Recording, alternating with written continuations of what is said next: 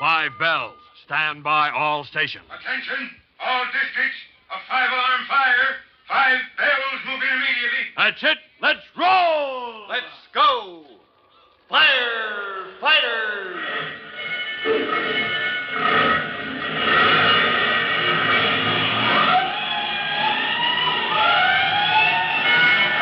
Presenting Firefighters, the true-to-life story of our unsung heroes who stand ready to ride by day or night against our most murderous enemy, the demon of fire. In just a moment, we'll join Chief Cody and rookie fireman Tim Collins at the 5-alarm chemical plant fire, which now threatens the oil and gasoline belt of the city in spite of everything the firefighters can do. From the beginning, it has been the unknown factors that have given Chief Cody most of his trouble. The climax came when the discovery Tim just made that, well, when he and the young engineer Bob Stafford found the 2 oil tank cars on a siding next to the burning building that they could not be moved. An overhead bridge leading from one plant building to another had collapsed in flames and crushed the switch, the only means of bringing in the locomotive to pull out the cars. Well, why they must be moved, however, is something you'll see right after the following announcement.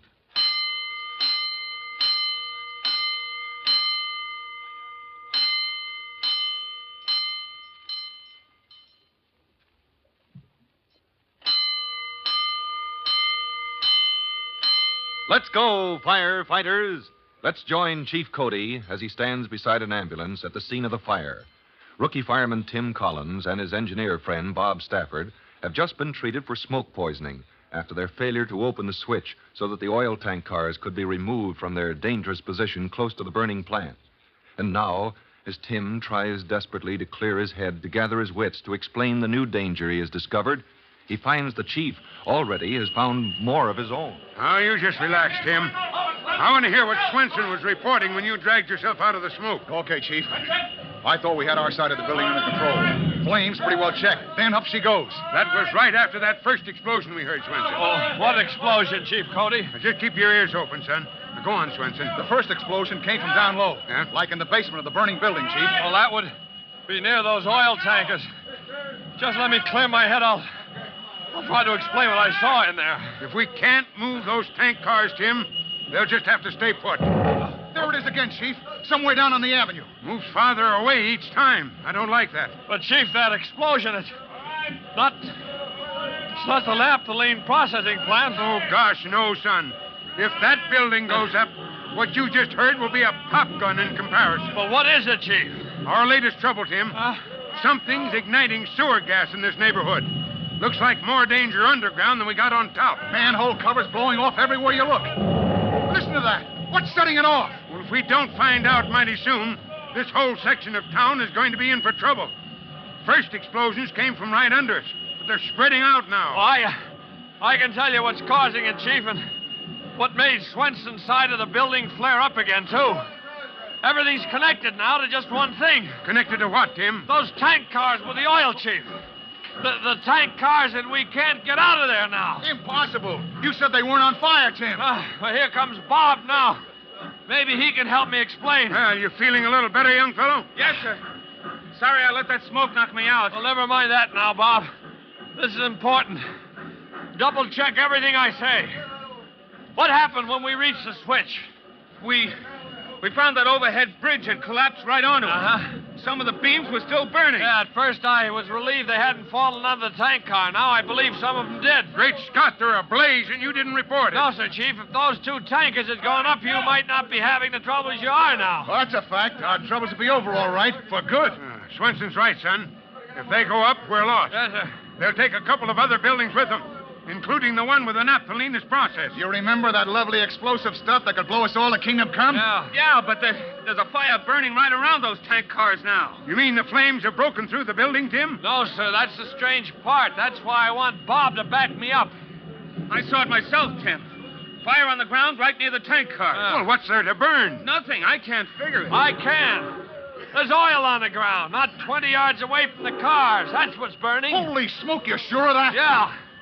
I'll tell you how. Didn't you order someone to try and wet down the cars, Chief? Yes, I had a stream directed down from the roof across the way. Yes, sir. The minute it hit that oil patch, it broke it up, spread it. Kept it right on burning. Oil, no question. Yes, sir. Swenson. Yes, sir. Have them cut off those lines at once. We'll have to try to get in there with foam. Now, see if we can't smother it. Right away, Chief. You bet.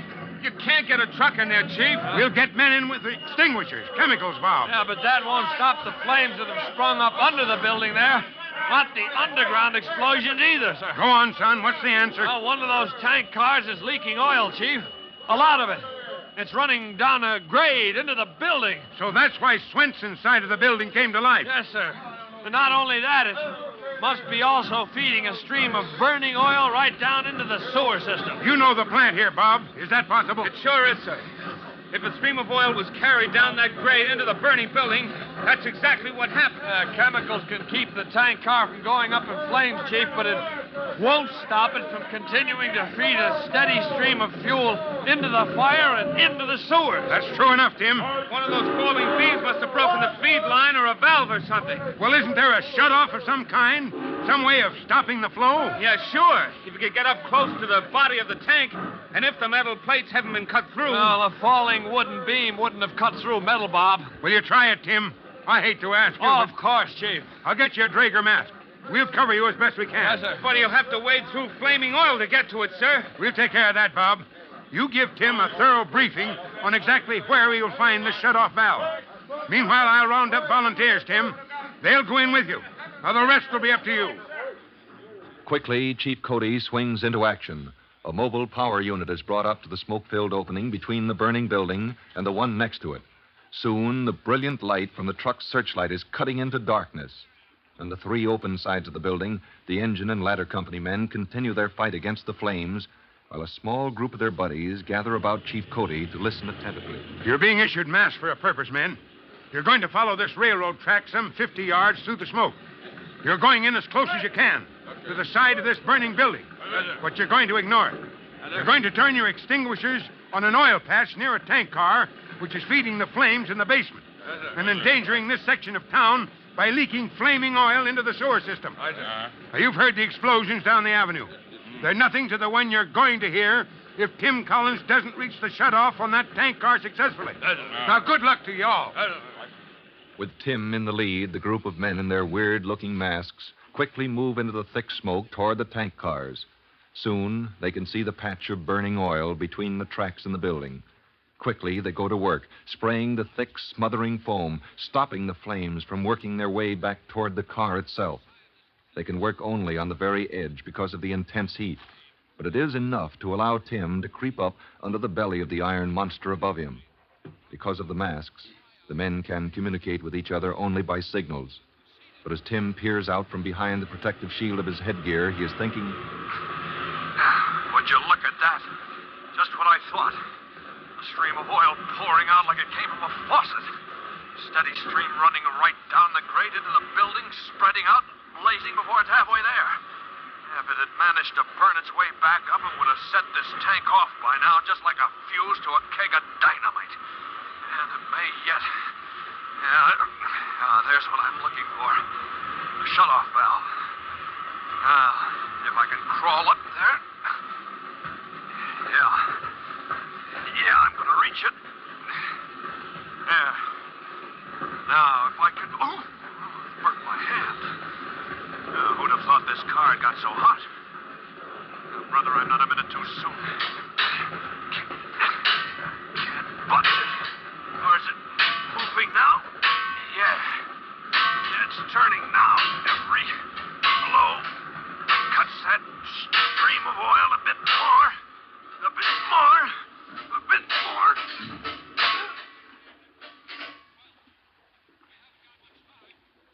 much later that night, back at headquarters. Funniest darn thing you ever saw, Chief. I empty my extinguisher and look around for Tim. There he is under that tank car, hammering on that valve for dear life.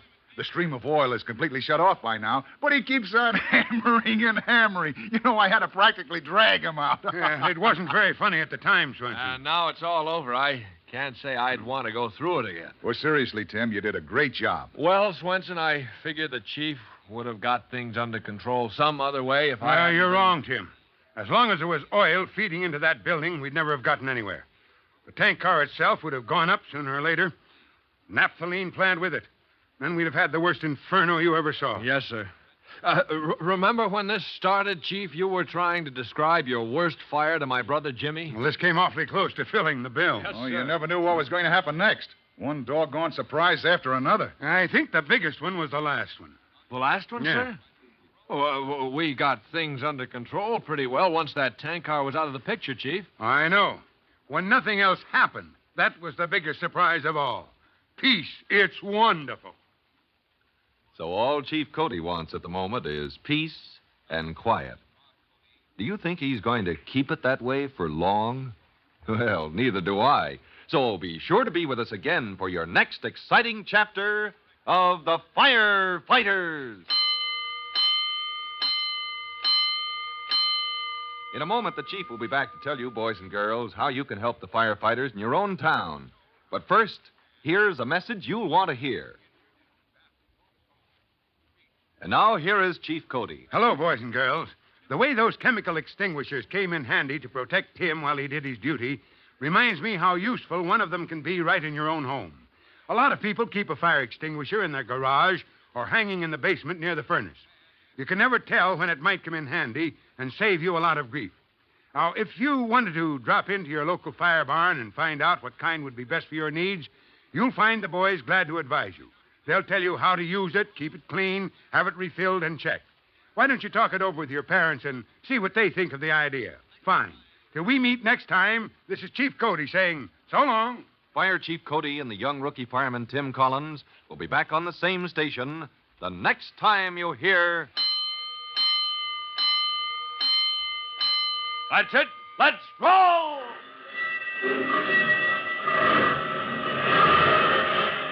Let's go! Firefighters! Firefighters is a copyrighted feature of William F. Holland Productions.